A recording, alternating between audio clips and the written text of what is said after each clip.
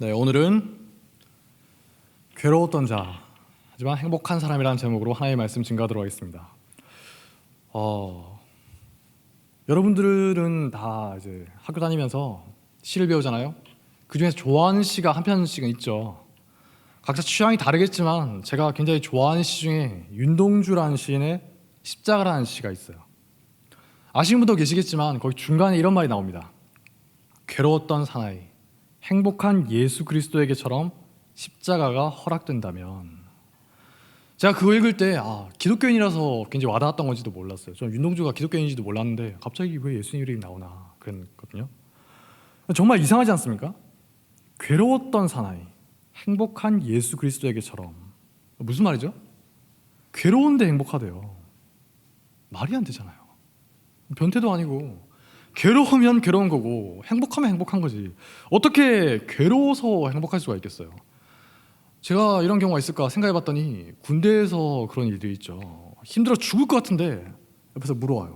힘들어? 하면 아닙니다 하면서 괜찮습니다 계속 그러잖아요. 그럴 거면은 왜 물어보는지 모르겠는데 대답이 정해져 있는데 꼭 물어봐요. 마음 같아서는 진짜 막 군장이고 총을 다 집어던지고 도망치고 싶은데 이 약물고 계속 걸어야 되고 얼어 죽을 것 같은데 밤새서 내복하고 있어야 되죠. 여기 회사 다니신 분들, 부장님이 주말에 등산 갈래? 하면 뭐라고 하시죠? 네, 가자고 하죠. 근데 부장님이 꼭 물어보죠. 가끔 너도 좋지?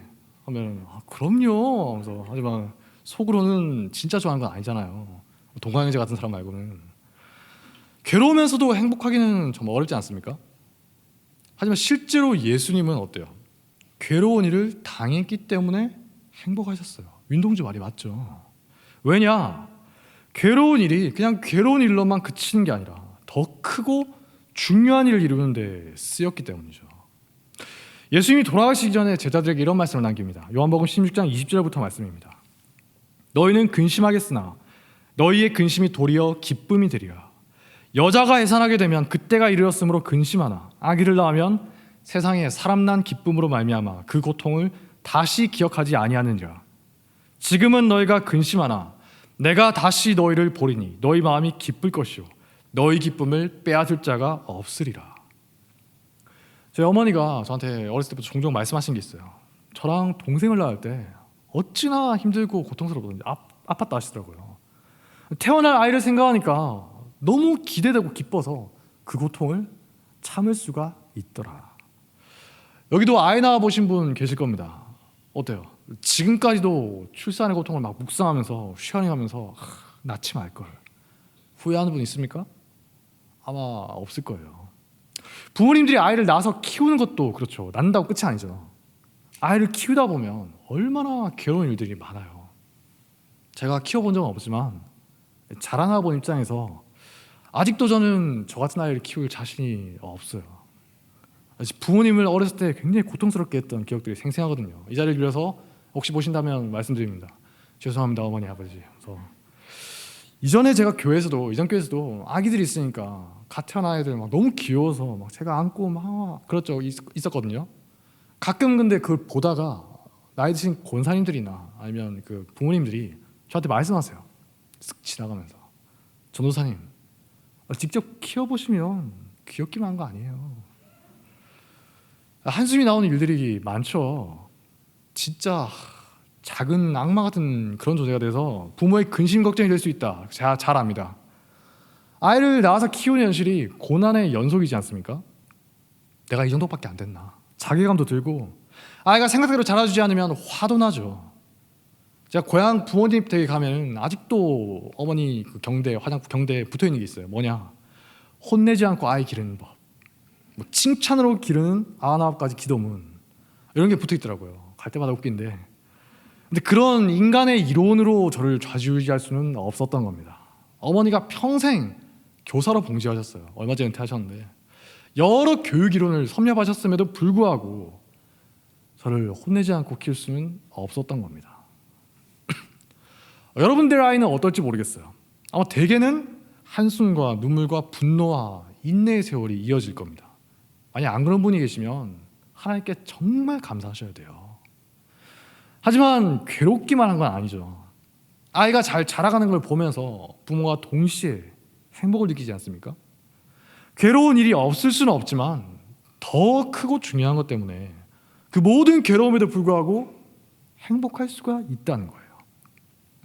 우리가 오늘 읽은 말씀에도 비슷한 사람이 나오죠. 세상의 누구보다도 괴로웠던 사람입니다.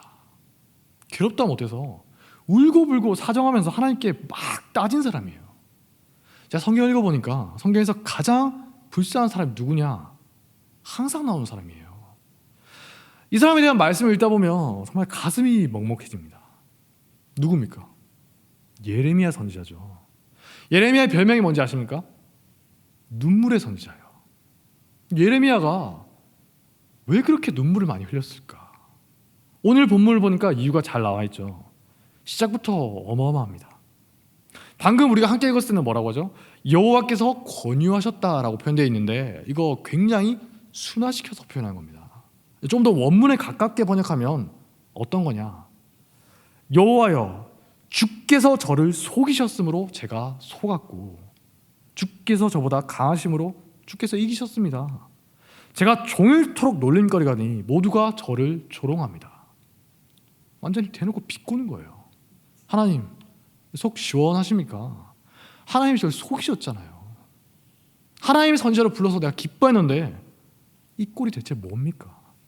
제가 그렇게 싫다고 해도 하나님이 저보다 강하셔서 결국 하나님 뜻대로 내가 할 수밖에 없었는데 결국 어떻죠? 나라 전체 조롱거리가 되어서 모든 사람이 저를 비웃고 놀립니다. 이게 무슨 하나님의 선지자입니까? 저는 당신에게 속았습니다. 예레미야의 울부짖음이에요.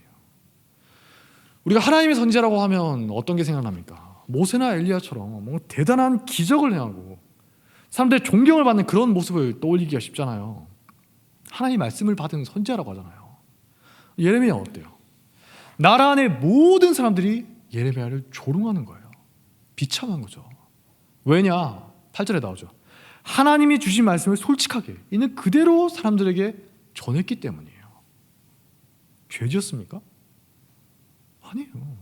이대로 가다간 당신들 다 망합니다. 정신 차리십시오. 이렇게 선포하니까 어떻죠? 재수없는 소리 하지 마라. 욕을 먹는 거예요. 왜냐? 그 당시에 있었던 수많은 거짓 선지자들과 수많은 제사장, 종교 지도자들이 축복의 말을 한다. 우리는 망하지 않을 것이다. 히스기야 때 봐라. 결국 하나님께서 아수르 병사들을 기적적으로 물리치시고 우리를 구원하지 않았느냐? 또 우리를 구원하실 것이다. 너는 왜 너만 그런 재수없는 소리를 하냐? 네가 뭔데? 게다가 예레미야에서 곳곳에 나오는 것처럼 사람들이 예레미야를 저주하고 심지어 이웃들이 예레미야를 죽이려고 했어요. 예레미야 고향이 아나돗이지 않습니까? 솔로몬 왕 때 하나님의 뜻을 거슬러서 정치를 하다 술타다가 쫓겨난 제사장이 있었죠. 아비아달 제사장인데 이 사람이 아나돗에 가서 살았어요. 일종의 제야 세력인 거죠. 예레미야가 아나돗에서 태어나서 어렸을 때부터 살았던 걸로 보입니다. 근데 오랫동안 알고 지냈던 친한 사람들이 이제 누구보다도 예레미야를 증오하고 죽이려고 하는 거예요. 친구들과 가족들까지도 다 등을 돌렸다고 합니다. 우리가 사람들에게 손가락질 받고 모욕을 받고 오해를 받아도 어때요? 친구들이나 가족들, 나 가까운 사람들이 내 편을 들어주고 믿어주면 그래도 버틸 수가 있잖아요. 근데 가장 가까운 사람들마저 날 버리고 오히려 그 사람들이 앞장서서 나를 미워하면 멘탈이 터져버리지 않습니까? 예레미야가 지금 그런 상황에 처한 거예요. 그래서 하나님의 선지자가 울분을 토하듯이 말하고 있는 겁니다. 여호와의 말씀으로 말미암아 내가 종일토록 치욕과 모욕거리가 되고 있습니다. 여호와의 말씀 때문에, 자기 잘못도 아니고 하나님의 말씀 때문에 내가 왜 이런 꼴을 당해야 됩니까? 하나님께 막 삿대질하듯이 따지고 있는 거예요. 당신이 나를 속이지 않았습니까? 당신이 나를 속였잖아요. 예레미야가 얼마나 힘들었나 14절에 가서 보니까 더 자세하게 나오죠. 내 생일이 저주를 받았더라면, 내 어머니가 나를 낳던 날이 복이 없었더라면, 이는 그가 나를 태에서 죽이지 아니하셨으며 나의 어머니를 내 무덤이 되지 않게 하셨으며, 어찌하여 내가 태에서 나와서 고생과 슬픔을 보며 나의 날을 부끄러움으로 보내는고. 어떻게 보면 완전 폐륜하죠. 왜 저를 낳았습니까? 왜 제가 태어나겠습니까? 차라리 낙태시키시지. 대드는 거예요, 하나님께. 하나님, 차라리 제가 태어나지 않고 어머니 뱃속에서 죽었더라면 좋았겠습니다. 어마어마한 거죠. 성경 전체를 통틀어서 예레미야처럼 이렇게 강하게 하나님께 따진 사람을 찾기도 힘들어요. 하박국도 이 정도는 아니었거든요. 원망에 가까운 말을 퍼붓고 있는 겁니다. 하나님의 선지자가 하나님께.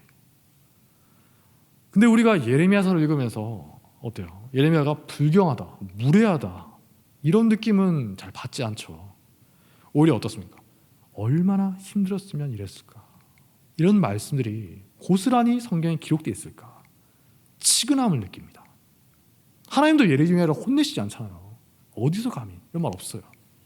하나님을 잘 믿고 하나님의 말씀을 전하던 모세나 엘리야 같은 사람들이 얼마나 존경을 받았나.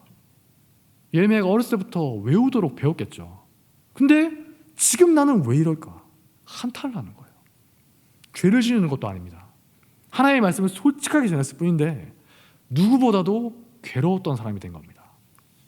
그래서 마침내 예레미야 선지자가 큰 일생일대의 큰 결단을 내리죠. 9절, 내가 다시는 여호와를, 여기도 선포하지 않으면 이렇게 되어 있는데 좀 더 원문에 가깝게 번역하면 이겁니다. 내가 다시는 여호와를 기억하지도 않고 여호와의 이름으로 말씀을 전하지도 않겠습니다. 아까 하나님이 나를 속였다고 하잖아요. 예레미야가 난 당신을 기억하지도 않을 겁니다. 선지자고 뭐고 다 때려치우고 그냥 남들처럼 살겠다는 거예요. 주변에서 계속 말했겠죠. 예레미야한테 너 왜 사서 고생이냐? 너만 잘났냐?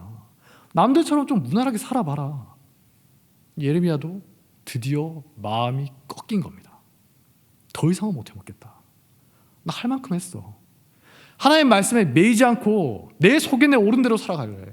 다른 사람 다 그렇게 살아가는데 나도 이제 자유롭게 즐겁게 좀 살아보자. 욕 좀 안 먹고. 어떻게 됐죠? 그렇게 진짜 마음을 먹었더니 나의 마음이 불붙는 것 같아서 골수에 사무치니 답답하게 견딜 수가 없습니다. 좀 풀어서 보면 이런 겁니다. 그분의 말씀이 내 마음, 곧 내 뼈들 속에서 갇혀서 활활 타는 불과 같으니 내가 그걸 억누르기에 지쳐서 견딜 수가 없습니다. 성경도 그냥 집어던지고 교회도 안 나가고 아니 그냥 교회 출석만 하면서 내 마음대로 살 거야. 다짐했는데 하나님 기억도 안 하겠습니다. 자꾸만 어렸을 때 배웠던 말씀이 생각이 나고 그 찔림이 되고 무시하려고 해도 속에서 불이 타는 것처럼 뜨거워서 견딜 수가 없다는 거예요. 우리가 뭐 라면이나 뜨거운 거 확 먹으면 어떻게 되죠? 뜨겁네요. 이런 거 아니죠. 못 참아서 물 마시고 난리 나잖아요. 그처럼 하나님의 말씀이 예레미야 속에서 활활 타올라서 도저히 말씀을 저버리고 살 수가 없었다는 거예요. 그래서 다시 일어납니다. 하나님의 말씀이, 하나님 주신 소명이 예레미야를 가만히 놔두지 않았다는 겁니다. 결국 평생 죽을 때까지 하나님의 사람으로 살아갈 수밖에 없었어요. 평생 공공의적으로 낙인 찍혀서 고통스럽게 살다가 이스라엘이 멸망한 후에는 이집트로 또 끌려가요. 예레미야의 삶이 어떻습니까? 누구보다도 괴로웠던 사람이죠. 민족 반역자로 찍혀서 친구나 가족들까지도 다 등을 돌렸어요. 세상에 의지할 게 하나도 없던 사람입니다. 윤동주의 시에 나오는 것처럼 괴로웠던 사나이 그 자체인 거죠. 하지만 저는 성경에서 가장 부럽고 그렇게 살고 싶은 사람 딱 한 명만 꼽으라면 예레미야를 선택하고 싶습니다. 어렸을 때부터 제 마음속에 꽉 박혀서 사라지지가 않는 사람이 예레미야더라고요. 왜냐? 저는 9절 말씀이 너무 놀랍더라고요. 내가 두 번 다시 이제 하나님을 기억도 하지 않고 하나님의 말씀을 생각하지도 않고 내 마음대로 살 거예요. 결심했는데 하나님의 말씀이, 우리가 방금 읽었던 성경 말씀이 내 속에서 불이 타는 것처럼 뜨거워서 도저히 견딜 수가 없다. 대체 이게 어떤 느낌일까? 정말 멋지더라고요. 20대 때 제가 이 말씀을 읽을 때 정말 가슴이 뛰었습니다. 성경에서 가장 좋아하는 말씀이 뭐냐 하면 퍼뜩 떠오르는 게 이 말씀이었거든요. 하나님께 기도할 때 예레미야와 같은 축복을 주십시오 이렇게 기도했던 기억이 있습니다. 너무 부럽더라고요. 말씀 맡은 자에게 주어진 최고의 축복이지 않습니까? 전하지 않고 외면하려고 해도 속에서 불이 타는 것처럼 뜨거워서 도저히 전하지 않고는 견딜 수가 없다. 저 예레미야가 정말 부럽더라고요. 대체 뭘까? 이거야말로 소명에 붙들려서 사는 그리스도인다운 삶이구나. 저는 성경에 나온 수많은 사람들 중에서 예레미야만큼 하나님의 축복을 잘 보여주는 사람이 있을까, 그런 생각을 해봅니다. 솔로몬이나 다윗처럼 왕이 된다거나 수많은 재물을 가진 건 아니죠. 근데 이거야말로 진짜 놀라운 축복이 아니냐. 내가 심지어 기독교인인 걸 그만두고 혹은 그냥 교회만 출석하면서 내 마음대로 살고 싶은데 하나님의 말씀이 내 양심의 찔림이 돼서 도저히 그렇게 살 수가 없게 된다. 얼마나 놀라운 거예요. 하나님이 나를 결코 놓지 않으시고 반드시 소명의 자리로 불러주신다는 겁니다. 내가 힘들고 지쳐서 낙심해서 모든 걸 내려놓고 싶은데도 하나님의 말씀이 내 속에서 뼈가 타는 것처럼 뜨거워져서 다시 일어설 수밖에 없다는 거죠.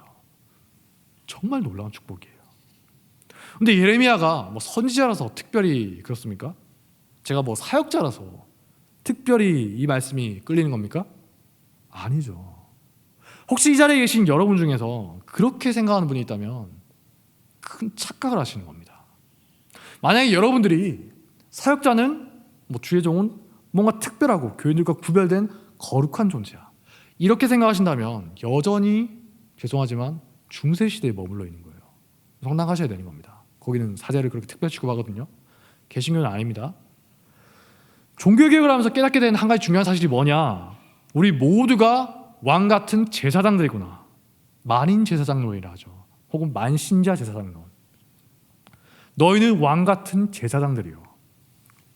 저와 여러분이 하나도 다를 것 없는 똑같은 인간이듯이 예레미야도 우리와 다른 어떤 고고하고 특별한 존재가 절대 아니라는 거예요. 야고보서를 보니까 그 위대한 엘리야 선지자도 우리와 성정이 같다라고 말합니다. 야고보서 5장 17절 보니까 이렇게 말합니다. 엘리야는 우리와 성정이 같은 사람이로되. 놀라운 기적을 일으켰잖아. 민족의 영웅입니다. 엘리야. 나중에 예수님이 변화산에 올라갔을 때 누굴 만나죠? 모세와 엘리야. 유대인들에게 가장 위대한 선지자가 누구냐? 제일 먼저 생각하는 사람이 모세와 엘리야예요. 북이스라엘 전체가 하나님께 반역할 때도 홀로 맞서 싸운 사람이 엘리야잖아요. 성경이 뭐라고요? 엘리야조차도 우리와 성정이 똑같은 인간이다. 우리와 다른 특별한 존재가 결코 아니라는 겁니다. 이처럼 예레미야도 우리와 하나도 다를 게 없는 사람이라는 거예요. 신약시대에 들어왔습니다. 우리 구약시대에 사는 거 아니죠? 구약시대에 하나님이 세우셨던 왕과 제사장과 선지자 이제 없어요. 하나님이 기름 부음 받던 세 가지 직분이 없는 겁니다. 근데 베드로서를 보니까 놀라운 말씀이 나오죠. 베드로전서 2장 9절 말씀. 너희는 택하신 족속이요 왕같은 제사장들이요 거룩한 나라요 그의 소유가 된 백성이니 이는 너희를 어두운 데서 불러내어 그의 기이한 빛에 들어가게 하시니에 아름다운 덕을 선포하게 하려 하심이라. 뭐라고요? 이제는 우리들 성도 하나하나가 다 왕같은 제사장이요 하나님의 말씀을 전하는 사람이잖아요. 이 어두운 세상 가운데서 하나님의 나라에 살아가고 그게 뭔지를 보여주는 사람들이에요. 마치 옛날에 제사장이나 선지자들이 하는 역할과 똑같은 거예요. 물론 우리가 옛날 제사장, 선지자들처럼 하나님의 계시를 직통으로 받고 그런 건 아닙니다. 오해하시면 안 돼요. 하지만 이미 주어진 우리 성경 말씀에 따라서 삶으로 하나님의 뜻을 나타내고 사람들에게 하나님의 말씀을 우리가 전하지 않습니까? 주변 사람들에게 혹은 믿지 않는 사람들에게 전하죠. 그게 세상 속에서 선지자 역할을, 제사장 역할을 한다는 거예요. 구약의 선지자들이 미움받고 핍박받으면서도 하나님의 뜻을 계속 전했던 것처럼 하나님의 말씀을 맡은 자로, 전하는 자로 살아가는 일을 이제는 우리가 이어서 해야 한다는 것이죠. 그게 신약 시대의 모든 신자들에게 주어진 가장 중요한 소명이라는 겁니다. 그러면 예레미야가 겪었던 일들이 오늘날 우리들에게도 똑같이 반복될 수가 있는 거죠. 예레미야가 괴로웠던 이유가 뭐죠? 세상 사람들은 자기 속에 내오른 대로 자기 마음대로 살아가면서 하나님의 말씀을 무시하면서 살아가죠. 그 당시에도 그랬어요. 거짓 선지자들, 제사장들이. 하지만 하나님의 말씀대로 살고 하나님의 말씀을 중요하게 생각하면서 하나님의 말씀을 외친 자로 살려고 하니까 주변에서 가만히 놔두질 않는 겁니다. 이런 말이 있죠. 내가 기독교인임에도 불구하고 삶에 아무런 어려움이 없고 신앙적인 갈등도 없이 살아간다면 정말 말씀대로 살고 있나, 그걸 한번 철저하게 점검해 봐야 한다. 누구든지 진짜 말씀대로 살려고 하면 세상과 충돌할 수밖에 없다는 겁니다. 직장 다니는 분들, 장사하시는 분들, 심지어 신학생이나 사역자도 마찬가지예요. 정말 말씀대로 살려고 하고 말씀대로 외치면 주변에서 절대 가만히 놔주질 않습니다. 욕하고 미워하고 괴롭히고 매장하려고 하죠. 선행하는 걸 통해서 일시적으로 칭찬받을 수 있을지 몰라도 근본적으로 세상이 어떻죠? 어둠에 속해 있기 때문에 빛을 거부하게 되어 있어요. 예수님도 거부당했잖아요. 우리가 뭐라고 그들의 환영을 받겠습니까? 너만 잘나냐? 정말 말씀대로 살려고 하면 고난이 닥쳐온다는 겁니다. 괴로움이 없을 수는 없죠. 반드시 어려움이 있을 겁니다. 근데 그렇게 버티다가 우리가 사람이 한계가 있잖아요. 지쳐서 이제 모든 걸 그냥 놔버리고 싶을 때, 이제는 할 만큼 했다, 교회 다니기만 하고 그런 사람 대충 살고 싶을 때 하나님의 말씀이 나를 가만히 놔두지 않는다면 그거야말로 우리에게 주어진 최고의 축복이라는 겁니다. 하나님 우리에게 말씀하시는 거죠. 네가 누군지 아느냐?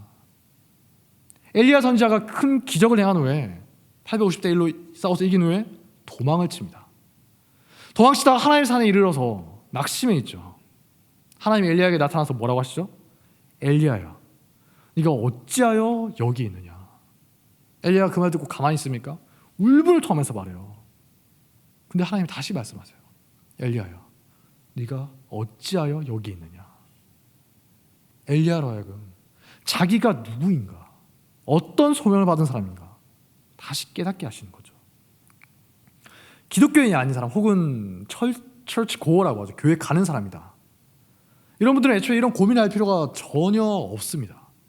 마치 사사기시대 사람처럼 그냥 자기 살고 싶은 대로 살면 그만이라는 거예요. 전혀 부담이 안 돼요. 그런 분들은 하나님의 말씀이 어떠냐 전혀 중요하지가 않습니다. 그냥 교회 다닐 뿐인 거예요. 나 몇 년 다녔어. 나 뭐 뒷분 맡았어. 나 헌금 얼마나 했어. 나 선교 얼마나 갔다 왔어. 말씀에 찔림이 되거나 부담이 되는 게 전혀 없다는 겁니다. 사사기시대 사람들도 뭐라고 했죠? 자기 나름으로는 열심히 하나님을 믿느라고 신앙생활 했습니다. 그거 잊지 마셔야 돼요. 근데 뭐가 잘못됐죠? 말씀을 떠난 믿음이었다는 거예요. 그들 나름으로는 누구보다 열심히 하나님을 믿고 살았어요. 말씀을 떠나서. 마치 오늘날 많은 사람들이 교회 다니기는 하는 것처럼 말이죠. 하지만 성경은 그 사사기 시대를, 열정이 넘치던 그 시대를 가장 어두운 시대다, 심지어 하나님을 모르는 시대라고 고발하지 않습니까? 반면에 말씀을 중시하는 우리들은 기독교인이기 때문에, 하나님의 사람이기 때문에 이 말씀이 괜히 찔림이 되고 말씀에 매여서 말씀의 지배를 받으면서 살아갈 수밖에 없다는 겁니다. 이거 내 의지로 되는 게 아니죠. 성령 하나님께서 우리들 속에서 끊임없이 외치시고 있는 겁니다. 네가 어찌하여 여기 있느냐? 네가 누군지 아느냐? 만약에 우리가 믿고 붙드는 성경 말씀이 거짓말이라면, 바울이 말했죠. 고린도전서 15장 19절에 말했던 것처럼 세상에 있는 모든 사람 가운데서 우리가 제일 불쌍한 사람들일 것이다. 주변에서 비웃을 거예요. 뭐하러 성경에 매여서 살아가냐? 편하게 적당히 살아가. 아직도 그런 고리타분한 말씀이 있냐? 세상이 어느 때인데, 시대가 어느 때인데. 심지어 요즘에 교회에서도 그렇게 말하는 목사들과 교인들이 점점 늘어나고 있더라고요. 하지만 우리가 절대 그럴 수 없는 이유가 뭐죠? 이 말씀이 하나님의 진리의 말씀인 걸 알고 있기 때문에 여기서 내가 완전히 떠나버릴 수가 없는 거예요. 사는 게 힘들고 짜증이 나고 답답해서 억울해서 무시하려고 해요. 근데 심지어 내가 살면서 수시로 죄를 짓고 살아갑니다. 그럼에도 불구하고 이 말씀이 마음에 각인되어서 우리를 자꾸 예배의 자리, 기도의 자리로 다시 오게 한다는 겁니다. 자꾸만 마음이 찔려서 도무지 계속 말씀을 떠나서 살 수는 없게 한다는 거죠. 뭔가 영적인 불편함을 느끼게 해준다는 거예요. 그렇게 와서는 오랜만에 와서는 다시 기도하고 회개하고 다시 새 힘을 얻어서 돌아가는 것이죠. 마치 엘리야와 예레미야가 그랬던 것처럼 말입니다. 반대로 잘못된 길을 가고 있는데도, 말씀 떠나서 살고 있는데도 아무 문제 없이 탄탄대로고 모든 일이 잘 되고 즐겁고 자유롭고 행복하게 살아간다면 저주받은 것이죠. 그렇게 살다가 망하는 겁니다. 여러분 중에 말씀 때문에, 믿음 때문에 괴롭고 억울하고 화가 나는 분이 있습니까? 예레미야가 기도했던 것처럼 솔직하게 하나님 앞에 다 아뢰세요. 예레미야가 얼마나 솔직하게 기도합니까? 남들이 보면 저 싸우는 거냐, 저게 무슨 기도냐, 제정신인가? 하나님의 선지자가 어떻게 저런 말을 할 수가 있지? 날 것 그대로 자기 마음을 온전하게 정직하게 하나님께만 고백하지 않습니까? 사람한테는 할 필요 없어요. 하나님께. 근데 그렇게 고백하는, 기도하는 예레미야에게, 따지는 예레미야에게 하나님 어떻게 하시죠? 혼내거나 뭐라 하시는 게 아니라 따뜻하게 감싸주시고 다시 시작할 수 있도록 힘을 주시잖아요. 너는 내 자녀다. 누가 뭐라 해도 하나님의 사람이다. 심지어 가족과 친척과 부모가 너를 버린다 하더라도 나는 끝까지 너와 함께 할 것이다. 확신을 주시는 겁니다. 예레미야처럼 우리가 모든 걸 내려놓고 정말 솔직하게 간절하게 부르짖을 때 말씀을 통해서 임하시는 하나님의 강렬한 임재를 느끼시기 바랍니다. 그냥 이 세상 살아가면서 잘 되고 자녀들이 잘 되고 내가 잘 되고 편안하게 살고 이런 1차원적인 저급한 것과는 비교할 수 없는 엄청난 은혜가 있다는 거예요. 예레미야가 누렸던 최고의 축복인 겁니다. 괴로웠던 사나이, 행복한 예수 그리스도뿐만이 아니라 어떻죠? 괴로웠던 사나이, 행복한 예레미야처럼 우리들에게도 그런 축복이 기다리고 있다는 겁니다. 기독교인으로 산다는 게 절대 만만한 게 아닙니다. 힘들어요. 예수님도 그렇고 제자들도 다 힘들게 살았어요. 예수님 믿으면 성공한다? 잘 된다? 제자들 절대 세상적으로 성공한 사람 아닙니다. 만약에 아무 걱정 없이 신앙적인 갈등 없이 내가 편하게 살고 있다, 그러면 감사기도도 해야겠지만 심각하게 고민해 봐야 된다는 거예요. 내가 진짜 기독교인으로 살고 있나? 아니면 그냥 교회 다니기만 한 사람으로 살고 있는 게 아닌가? 예레미야 때도 그랬지만 지금도 여전히 공중의 권세 잡은 자, 우리의 대적자가 있죠. 우리를 무너뜨리려고 호시탐탐 노리고 있습니다. 베드로전서 5장 8절을 보니까 마치 우는 사자같이, 배가 고파서 먹이를 찾아다니는 사자같이 돌아다니면서 삼킬 자를 찾고 있다고 하는 거죠. 살다 보면 말씀 때문에 힘들고 말씀 때문에 낙심이 되는 게 정상적이라는 겁니다. 우리 말씀으로 인해서 어려움이 없다면 내가 혹시 사사기 사람으로 살아가고 있는 게 아닌가 두려워해야 한다는 것이죠. 그러므로 저는 마태복음 5장 11절에서 예수님이 말씀하신 그 놀라운 축복이 우리들에게도 임하길 간절히 바랍니다. 나로 말미암아 너희를 욕하고 박해하고 거짓으로 너희를 거슬러 모든 악한 말을 할 때는 너희에게 복이 있나니 기뻐하고 즐거워하라. 하늘에서 너희의 상이 큼이라. 너희 전에 있던 선지자들도 이같이 박해하였느니라. 우리 2600년 전에 예레미야 선지자가 외쳤던 이 깊은 영혼의 고백이 오늘날 우리의 고백이 되길. 그래서 우리 모두가 괴로웠던 자, 행복한 감치운. 여러분도 각자 이름을 넣어서 말해볼까요? 괴로웠던 자, 행복한, 자기 이름 넣어서 말해봐요. 네. 어때요? 죽을 때 묘비에 새기면 정말 딱 좋은 그런 이름이죠. 이런 사람으로 우리 모두가 불릴 수 있기를 주님의 이름으로 기원합니다. 자리에서 일어나겠습니다. 다 함께 찬양하겠습니다. 행복 찬양하겠습니다.